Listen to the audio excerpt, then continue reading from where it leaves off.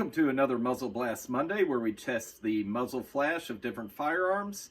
Up this week is the Smith & Wesson Lemon Squeezer. This is chambered in 32 Smith & Wesson short. And let's see how this little guy does. This is a firearm from the late 1800s.